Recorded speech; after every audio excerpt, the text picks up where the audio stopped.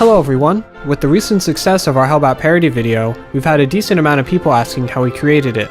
I decided to make a video about everything so you guys can see how it all happens. I'm going to go over the following topics: set design, animation, video, and audio. Because there's so much that goes into making this video, I can only really scratch the surface of everything, so hopefully this is enough.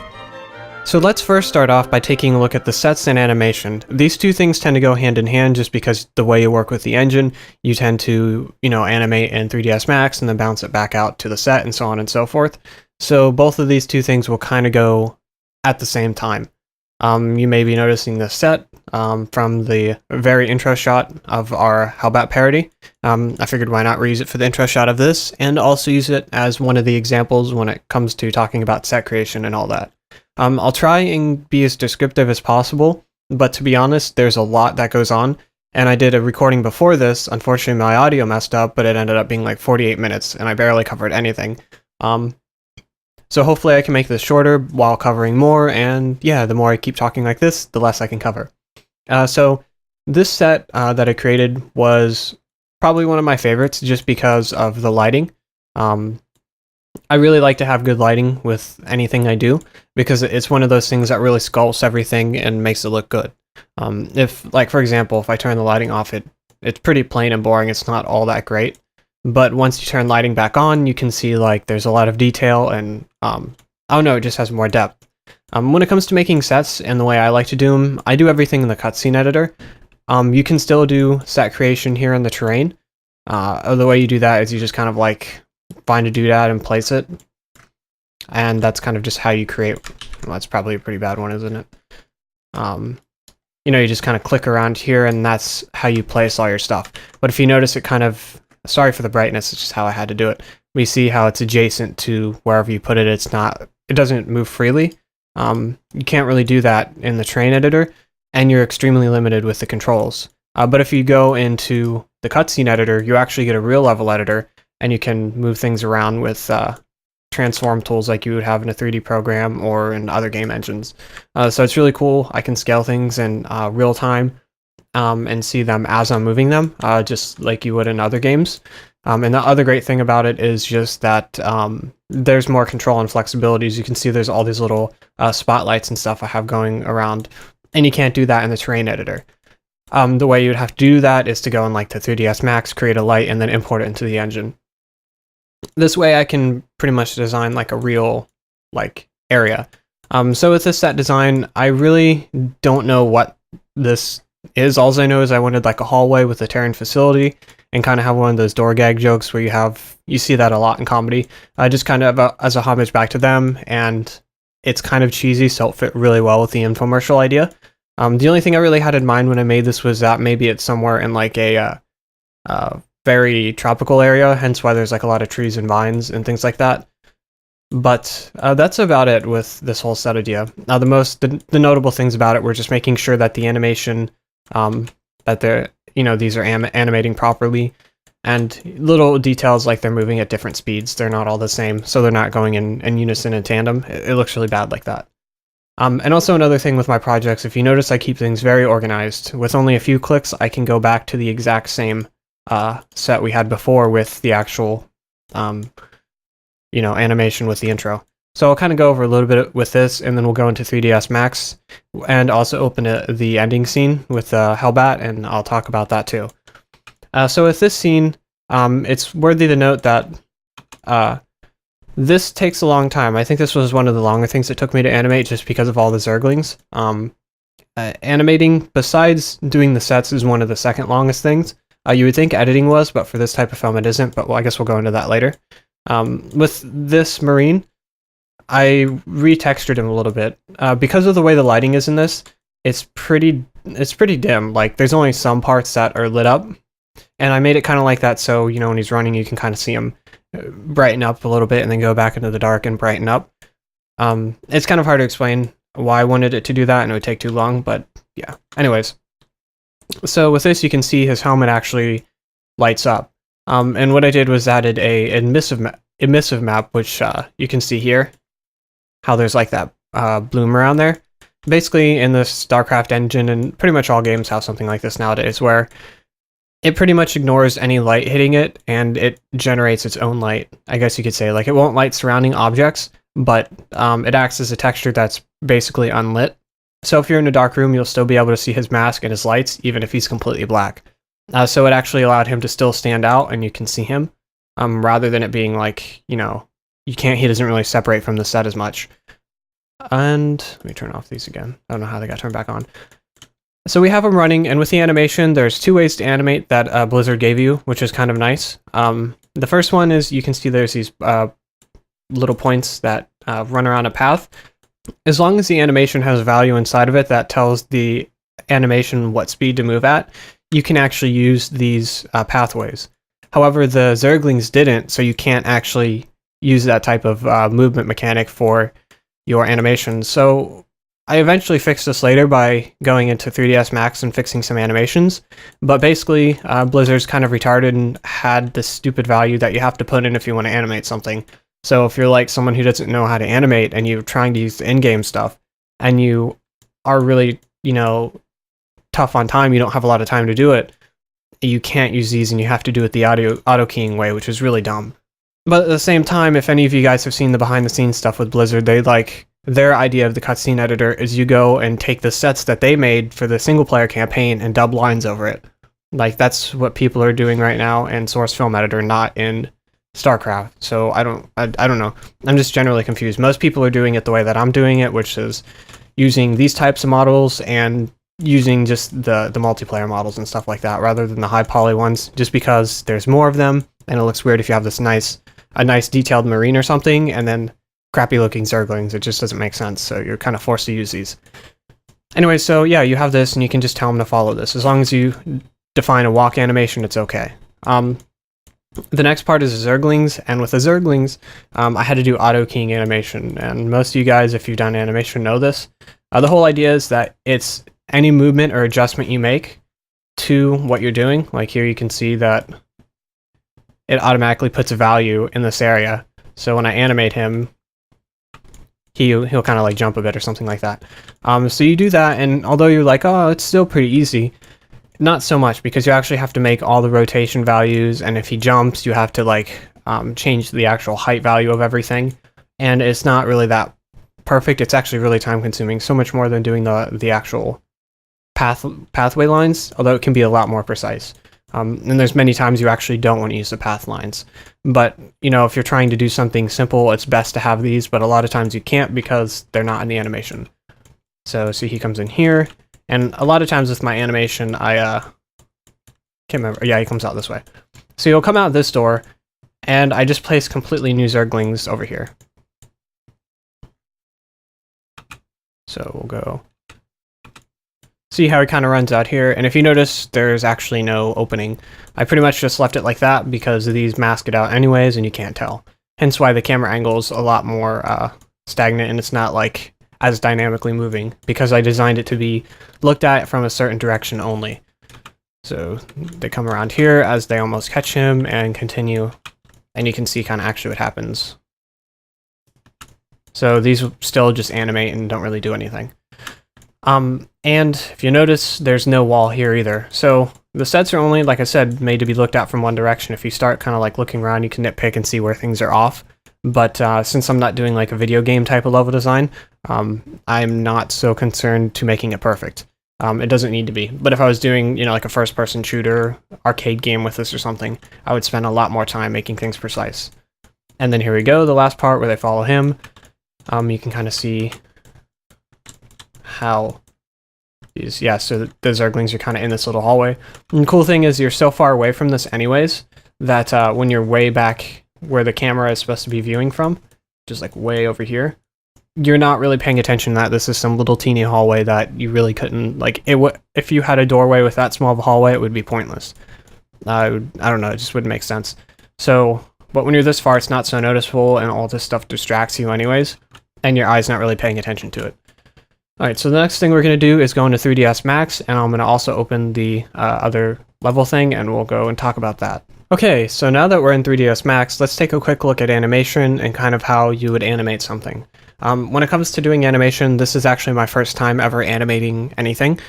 So Two of the animations that are custom in here that you notice that aren't from the game are from me, but everything else is from Delphinium. And I do have to give a special thanks to Delphinium because he took the time to give me this weaponless marine he made and make adjustments to it for the script and things that I needed.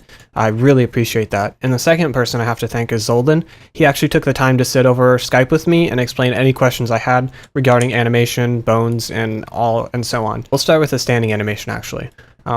So this is one of my first animations I think I've ever made, which is the marine standing and raising his hands up and looking back down. The way I did this was I took the stand animation that Delphinium already has, copied it, hit select all, and you have like all these keyframes here, so you can just delete whatever is in the middle, and it's like a weird artifact that happens when you do this. It actually shouldn't have any animation, but when you delete it, it still has general body animations, and you can keyframe over that, and it works and doesn't really have any conflicts. But the whole gist of this is if you're going to do animation, Zoldan taught me about IK solvers and stuff like that to actually move his arm. This way is a lot easier than what I was doing, which was bone by bone. So this will save you a lot of time. So then you have this little part here where you can rotate limbs and stuff like that, which is really important. So when you do this type of stuff, it's not as time consuming with auto keying, which is the same thing we had in the thing Blizzard gave us, which is really cool. But yeah, so you can just animate things individually, and you can see behind here is his arm controls, those little moving boxes down by the B. And that's how I animate his arm movement. And the second thing, which was one of my other animations, I lost two of them in this version of the model, but it's okay. When he catches on fire and his hands come around his head, you just animate the keyframes here to keep them in place. And yeah, and one thing to note is in StarCraft 2, all the stock animations, and most times you actually want animations to loop perfectly, where his arms would come back down and be at his sides perfectly, so it doesn't have this jump. But the cool thing about StarCraft 2's animation is that you can actually blend in between different animations. It will automatically do it, but you can set the amount of time it does. So it'll actually kind of animate for you and transition in between different animation types, which is incredibly nice because you don't have to make things perfect. In a lot of games you'll see where it actually isn't even like this, where, you know, he'll put his hands on his head and then the game will be like say it's during a cutscene or like a scripted sequence and the character's like has his hands up in the air and he ends his line, and then it cuts to the next animation and his arms are like at his side or something. You still see this in AAA games today, which is kind of surprising, but Blizzard did this nice thing of where it just automatically will blend in between it. So we'll go and open up the cutscene editor, and I'll kind of show you a little bit more in context with these animations as well. And this was a fire scene I created, which actually this was supposed to be inside of a city, believe it or not. But I tried really hard to come up with a nice design for the city and all that, but the scaling of the buildings is really weird, so it doesn't quite work. And I just couldn't, I just had, I guess, writer's block where I couldn't come up with it. So instead I made a Zarus tile set, which it still worked. It wasn't like amazing, but it still got the job done, and that's good enough for me. I don't know how Brendan, our writer, felt about it, but it seemed like he wasn't too annoyed. I didn't really speak too much about it, but I just told him, hey, I had to do this, and he just said, whatever works.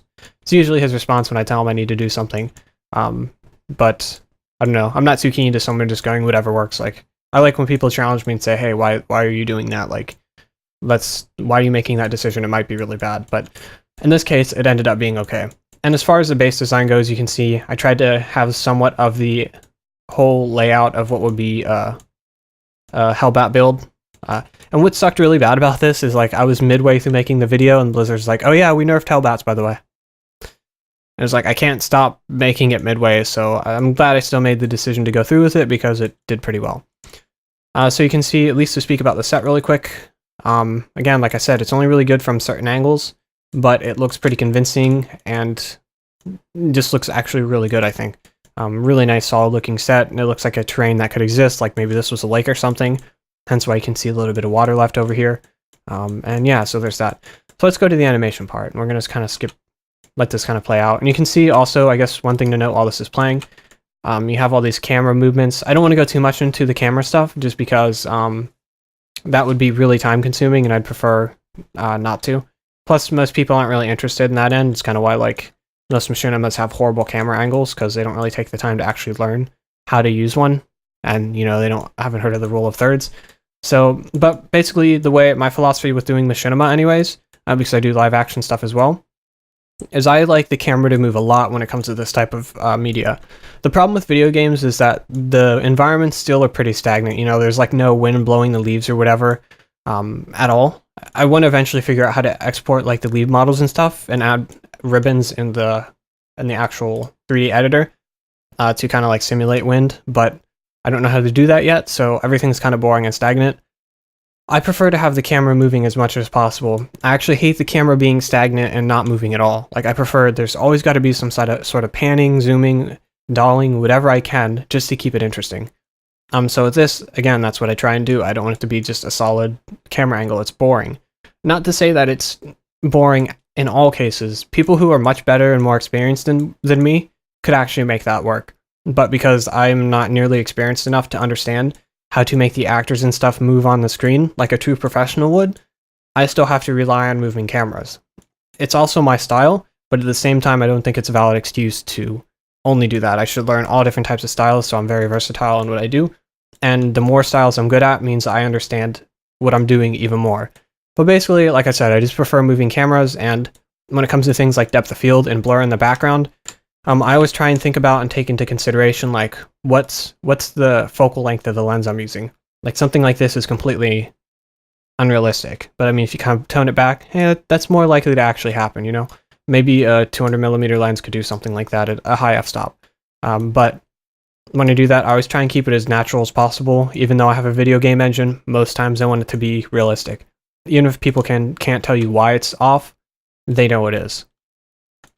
So we have the running animation Delphinium made, and we're going to go and open the actors. In this case, I put them both in a subfolder. I should probably start doing that anyways. It's a lot more organized.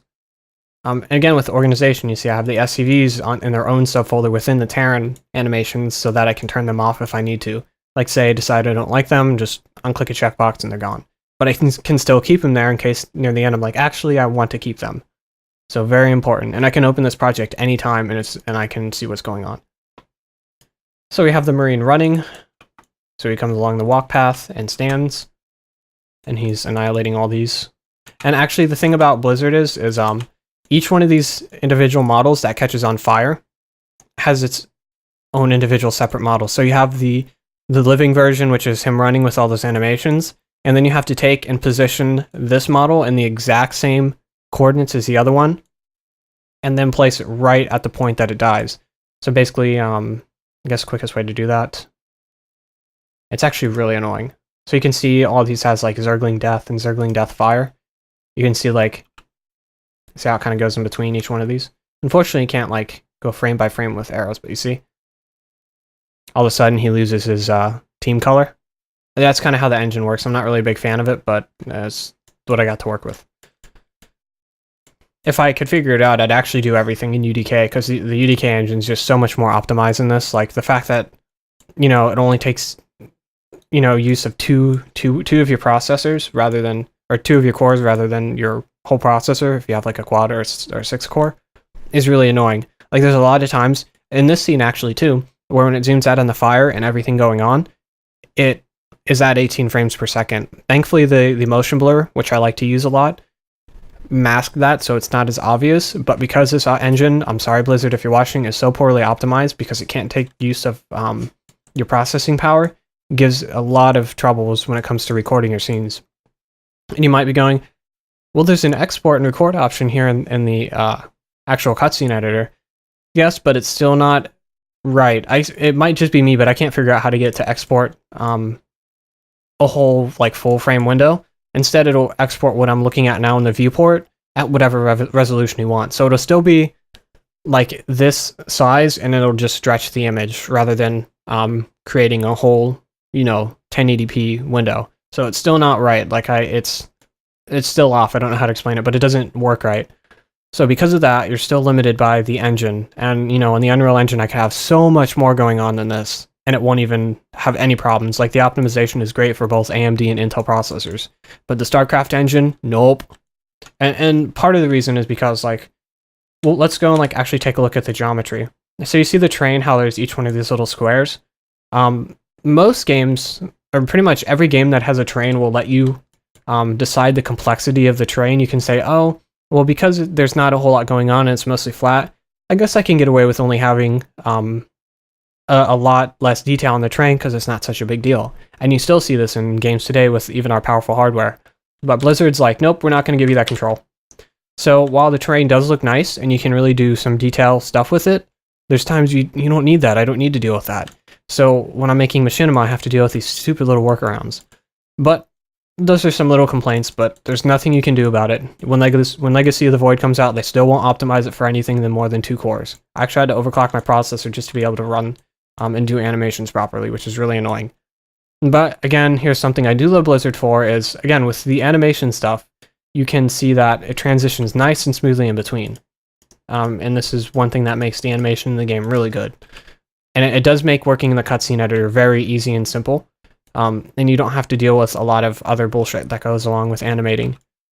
You can see here's one where I had him put his hands here at his sides. Unfortunately, I didn't save that in there. And I saved it as M3As. You can see these here.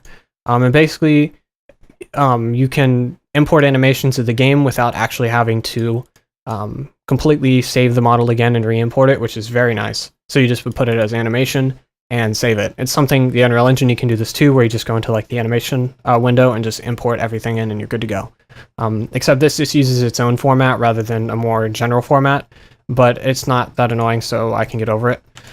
But you can see I can add in each animation and just keep stacking animations in the game. So this is when he catches on fire, and again, remember how I was talking about with the hands on his head?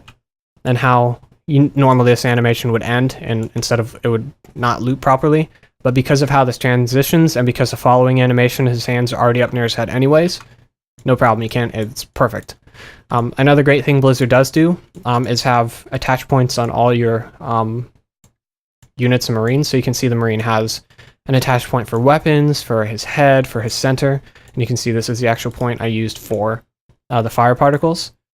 And yeah, so this I think is the fire that burns when like a medium-sized Terran building burns or whatever. So I use this, and the colors on it are really nice too. It's a really good looking fire actually for a video game. So he kind of runs around here, and it follows him perfectly, and I don't have to do any animating, which is very nice.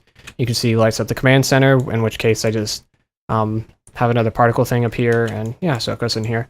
And one other animation I didn't use, but those of you who are on SC2 Mapster that were following me doing updates, I have a thread on SC2 Mapster, by the way, where you can check it out and see updates on all my projects that I'm doing. Alternatively, if you really like to do that, see that stuff, I can actually show you and upload videos to YouTube on our current projects in progress, which actually could be really fun. I'd love to do that, but I want to make sure people want to watch. So you can see he comes through here, and then, oh. That was basically my way of, because I do want to use this character more than just here, so I wanted him to be basically live. I don't want him to be dead. Like, it's theoretical that he probably could have escaped the planet just in time before it burns, because there's no time scale of how long it took to burn. So it's like those little teeny things I like to think about now, because a lot of times I didn't and made a lot of mistakes in other stuff. But yeah, so that's the whole animation and set design stuff. Hello and welcome to Adobe Premiere, and now we're going to take a look at how I edit and do the audio. Now with the editing, it's actually the shortest part when it comes to doing machinima, for me anyways, because that's how I set up my projects. You notice there's not a whole lot of cuts here. There's not really much going on at all whatsoever, and I like it that way. So when it comes to doing the shots and color grading and things of that nature, I try to set everything up in the engine to look as good as I can before bringing it into here.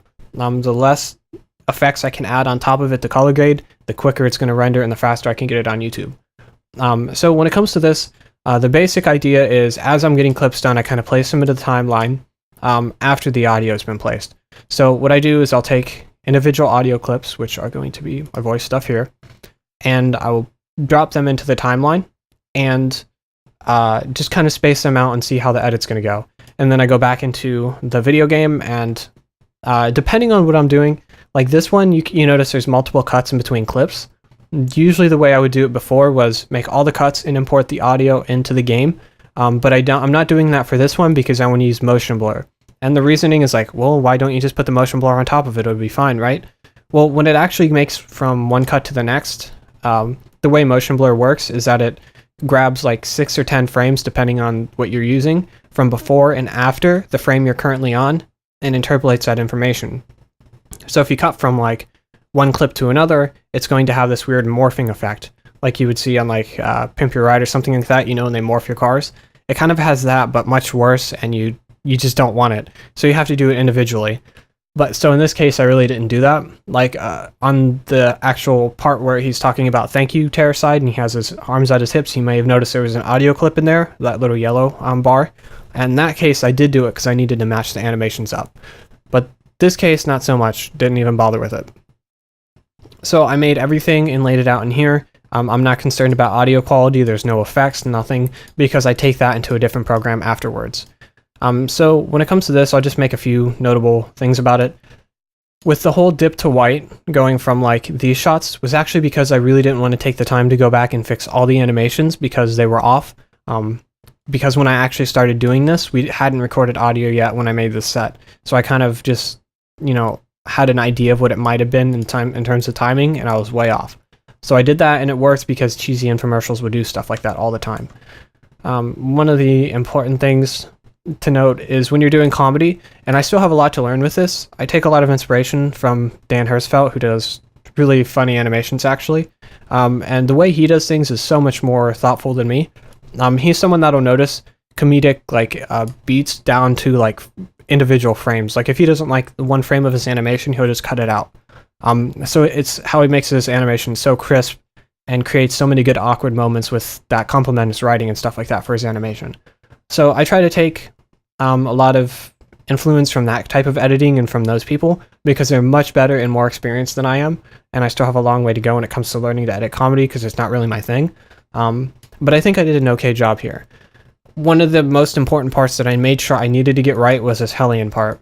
My most important thing I was thinking is I need this to be really exaggerated and over the top. So if you notice, the music cuts out here and you just hear the explosion and that's it. And you want to keep this not too long. If it runs on too long, it kind of feels forced. If it's too short, obviously it's not going to be enough. And you don't give the audience enough time to kind of laugh or sticker to themselves. I'm assuming people laughed at this part. I hope they did. So you always have to assume and give people time to laugh. Like comedians do this as well. When they're up on stage, they'll stop talking, allow the audience to laugh, and then continue their joke. So you try to think of that with their pacing here.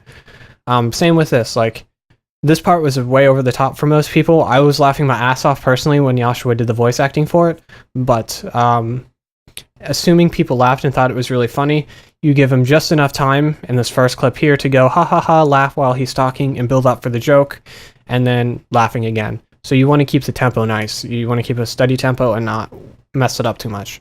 And the last part to note with this edit is that this part here, actually the way it was written in the script did not work.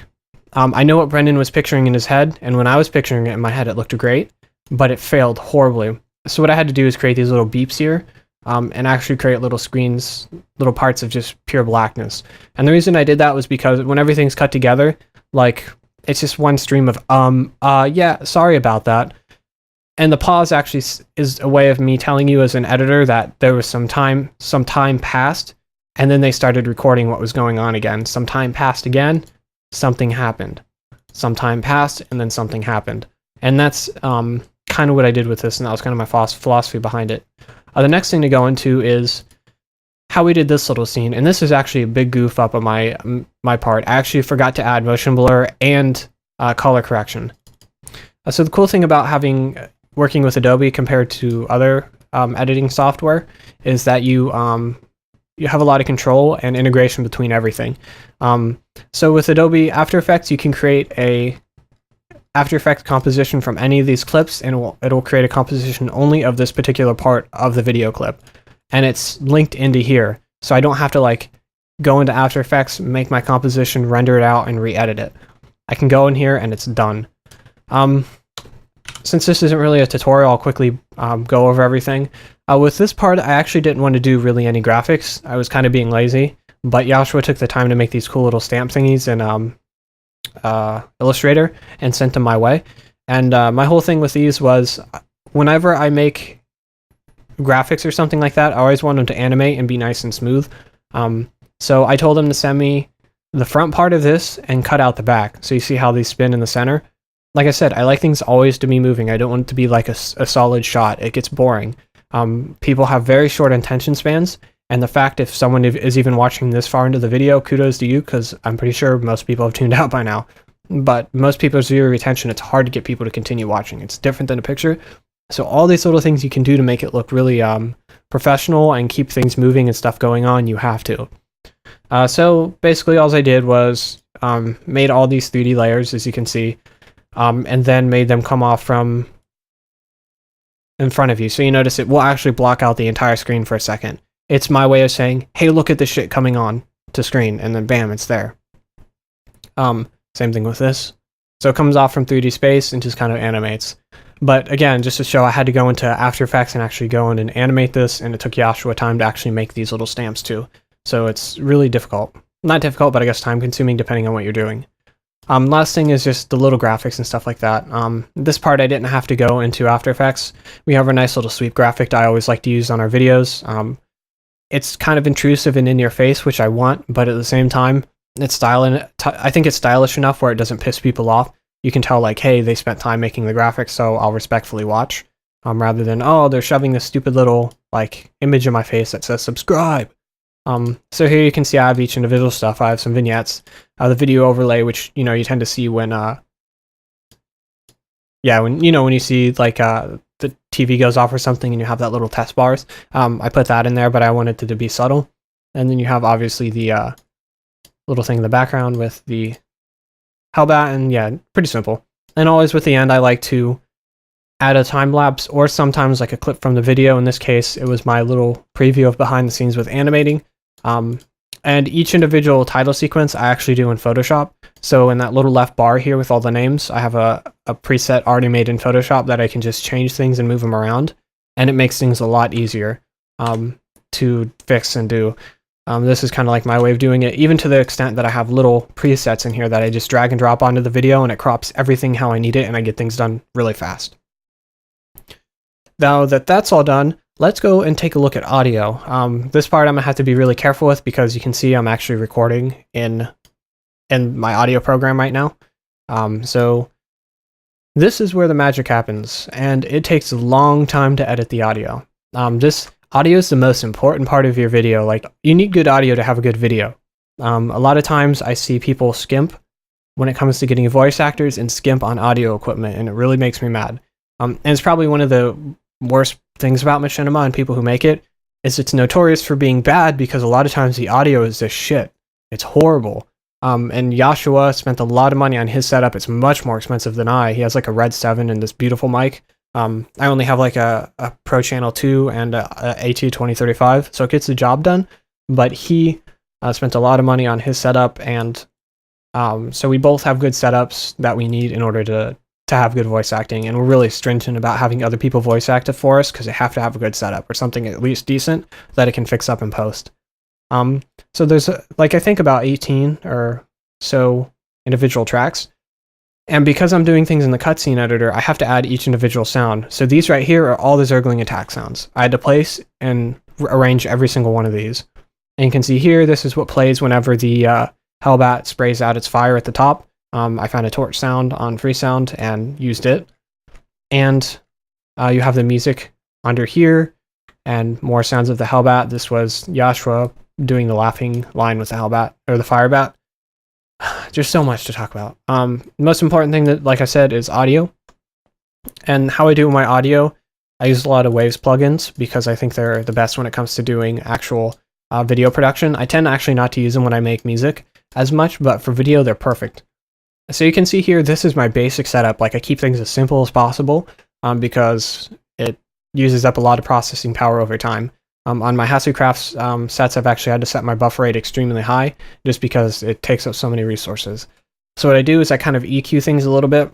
Obviously, most people would look at this EQ and tell you it's pretty bad. This is the way I do it. I'm always experimenting to try and find other ways, but with Joshua's voice, I up the bass even a little bit more than what it was to really get across that low frequency, like radio announcer type of voice, and just brought up the highs a little bit because he needs a little bit of sparkle.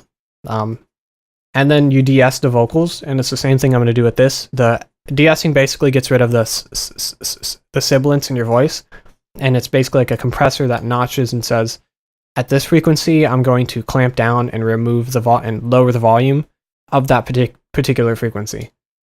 And the last thing, I prefer to use L1 Ultra Maximizer. With a lot of times people might use multi-band compressors, which have one of these for each individual frequency range. I just prefer to crush it all on one band. For me, it's not as big of a deal. And for YouTube, I like to make things pretty loud. And what do I mean by loud? Loud is basically you give the illusion of things being louder than they actually are through the use of compression. Compression just makes louder sounds quieter and quieter sounds louder, and creates like this even audio space. There's always a time and place for it. YouTube, I tend to have it because my idea of the average YouTube watcher is kind of like in their house with a family or a lot of people being noisy, and they're not listening on a system like where I am at my house, where things tend to be relatively quiet, even though I live in the hood and it's kind of noisy around here. But it's relatively quiet, and I kind of am able to hear things how I need to. But most people can't, so when I do something like this, I tend to crush the audio. Now, if I were doing like a small or short film, if I uploaded it to YouTube, I would do this, but if I released it on DVD, I wouldn't. And it's all about which medium you're using. So again, it's really important with the compression. So I compressed mostly the vocals, and everything else I left kind of dry. Like, I could have added reverb to it, but I was running low on time, so I did the best I could with what time I had. And on the master, again, I just upped the highs a little bit more to give more sparkle, and one more Ultra Maximizer on the channel. It's on my other screen.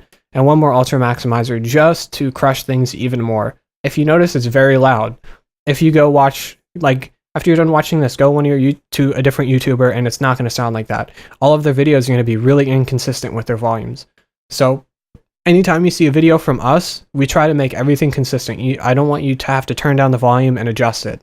Like, I'm a big fan of Like TV, but they don't do any of this. So like, I'll be watching and like Jeff will go crazy over something happening. I have to turn my volume down. Same thing when I watch Day 9, and he even knows what compressors are and doesn't use them.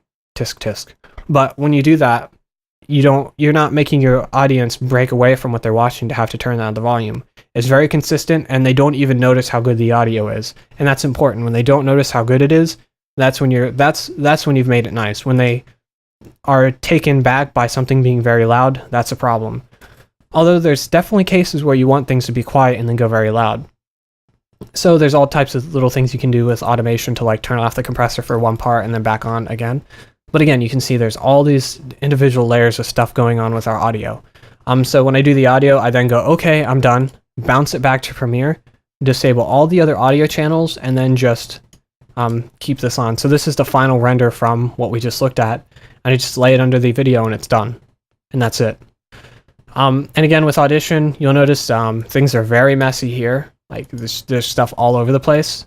And that's solely because Audition, okay, Adobe is kind of retarded with some things they do. They're like, why don't we make the hotkeys different for each program and not give you bins for this one? And bins are basically little folders where you can place stuff. So unlike that, it's really messy. So you have to search for stuff. But things to note, keep things very nice and clean. These are actually recordings that messed up from last time I tried to do it.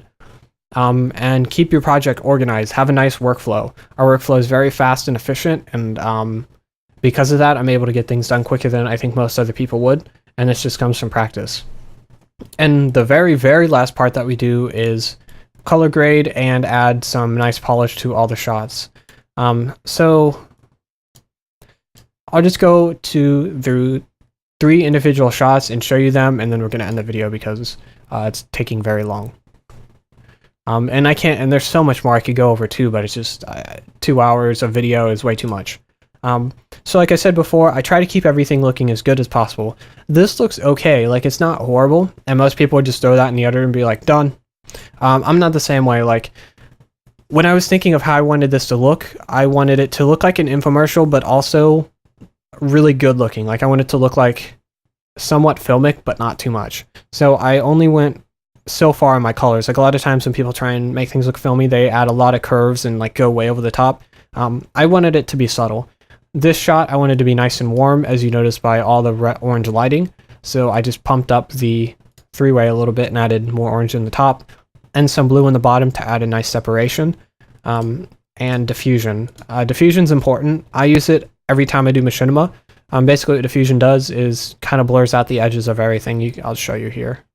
See how it's kind of like gives it a glowy, dreamy effect. And when you do that, it makes everything look much softer than it would otherwise. And when I do live action, I tend not to do this whatsoever, just because my lenses are crappy and soft enough as it is that I don't need any help. But in this, everything's always so perfect and sharp, I don't want that. So it smoothens everything out and it makes it look just a little bit better. You just notice it's not as bad. And then a little bit of curves adjustment always, just to bring some contrast back, but you don't want too much. It's really easy to crush the blacks like it's the 1950s. I like to keep all the blacks nice and visible, especially on my screen, because I know my screen's limitations and how it's probably going to look on other monitors. So I always keep it in mind. Don't crush the blacks too much. So you got like just give them a little bit of freedom, but not too much. Same thing with the whites. You want to bring them up, but not too high in status that they start to get full of themselves. You just want to keep it just a little bit. You can see here I just barely bring it up. And that's what's important. You need to not go so over the top with your curves adjustments. Man, machinima people do this a lot, and you'll try to look at their video online or whatever, and you're watching it, and it's just hard to see what's going on because it looks horrible. So I try to calibrate my monitor the best I can. Next thing we're going to go over is the Hellbat reactor scene, and then we're going to go over the part with the Firebat. Now this one is particularly over the top with the way I did the color grading. You can see here it's mostly green. A little bit of green and orange was the color theme I was going for, but in post I actually was kind of messing around with the color wheel and was messing with the shadows, and the purple actually looked really good. Green and purple is the kind of the color scheme we go with for metagames anyways, so I already knew it was a good color scheme, but it was better than I expected. So you can see, like, because the pool is really deep, you can see that there's a lot of green in the lower spectrum of colors. Because of that, it made it really easy to just bam, turn all that into this nice orange, almost black color. My reasoning for that is because he's like a dangerous concoction of napalm and other unnameable substances or whatever. And because of that, if it looks like this, it just looks like acid, and that's not quite right. So what I did was actually tried to make a weird color scheme so it looks like there's a lot of different things going on in the room, and that's what I did. And the little model in the middle is actually not from the game. It was one of my first models I've done. I did my first UV map as well, and that's kind of like really unexciting for you guys that are modeling. You're probably laughing, but pretty proud of that. So I had to make a custom model for this too. And that's basically it. So you can see here again, a little bit of curves, not too much.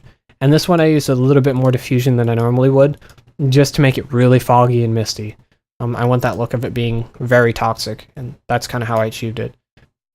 And with this scene, since there's not a whole lot going on that tells you he's around a pit of lava and fire, I really tried to get that across with using red colors. Because if you see here, it kind of works, but it's pretty boring.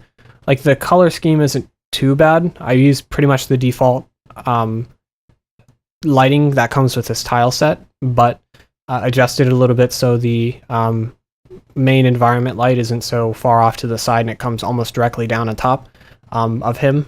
But at the same time, it just doesn't look right. You can kind of adjust it in the engine, but you don't have as much control. It's like their color grading in the StarCraft 2 engine is actually pretty okay, but not all that great. Like, I really wish game engines would utilize like a control like this, because it makes it so much easier to do.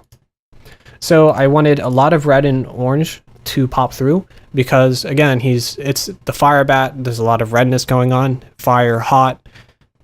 If you put somebody in a room with a lot of red, they tend to feel subjectively that it's warmer inside the room than it actually is, and it's the opposite with blue. They tend to feel a lot cooler in their actual body temperature. It feels colder to them. So with red, you kind of have that little psychology thing going on, and also it's my way of saying, you know, with the tile set, people who play the game kind of know that this is usually used as the char tile set, and that he's probably somewhere with lots of lava and fire. So that's kind of what I tried to get across, and red is also just a very intense color, and it matched this character really well because he's really intense and laughing, and there's fire, and yeah, I mean, it's pretty straightforward. And again, I like to keep things subtle. Very little curves adjustments, not too much in the three-way. Like, I did push it pretty far compared to what it was, but it doesn't look that extreme and far off. A little bit of exposure compensation, and again, diffusion. Notice how it adds a nice little glow to everything. Everything has a little bit of glow. And yeah, that's that. Thankfully, color grading and stuff like that for this type of film is a lot easier than live action. And the last thing, obviously, is the motion blur. You can see how it's all around the zerglings and stuff like that. Without it off, it just doesn't look as good. The reason I do that is because a real camera, although a real camera can have a shutter speed high enough to where it doesn't have any motion blur whatsoever, it's still not natural. Like, with the advent of DSLR videography and stuff, a lot of people who do it they just don't understand how that type of stuff works, so they'll set the shutter speed ridiculously high, or they don't have a neutral density filter, but they'll set their exposure or their shutter speed ridiculously high and get this really ugly, jaggedy look. Save It Private Ryan, I think, used this a lot in the action scenes, and they used it artistically, and it was great. But in video games, you don't really get motion blur and stuff like that, and the Blizzard engine doesn't have it into the game. Like, they really didn't have a need for it, so, you know, I understand why it's not there. But in post-production, I need it. And you can see, it just, the shot looks way better with motion blur, just so much better. Best $80, I think, is how much I bought it for. I spent on Real Smart Motion Blur. I can use this on so many projects. But yeah, so you can see it just adds a little bit of subtle blur to everything happening, and it feels more like a real camera. I tried to set the motion blur to where it felt like it was at 1/60th of a second, because an infomercial would be filmed at 30 frames per second at 1/60th of a second for basically every shot. If I was shooting like an actual film, I would be shooting at 1/48th of a second at 24 FPS. So every time I do that, I try to adjust for what an actual camera would be like. I feel like there wasn't enough motion blur. I probably should have added a little bit more, but it's okay. We'll just do that next time. So the motion blur adds a nice little touch on top of everything, and that comes to the end of the video. Thank you guys so much for taking the time to watch. I know it was quite a long video, and I barely even got to really scratch the surface on anything. Each process is a lot of detail that needs to go into it when it comes to explaining, and it's very long to do. So that was basically me trying to cover as much as I can in an hour. If you liked the video, please add a comment. I would really like to know what you think about it. If you liked it even more, if you're just kind of stumbling upon this, please subscribe to our channel. We have a lot of awesome content. And yeah, thank you guys so much for taking the time to watch, and have a nice day, everyone.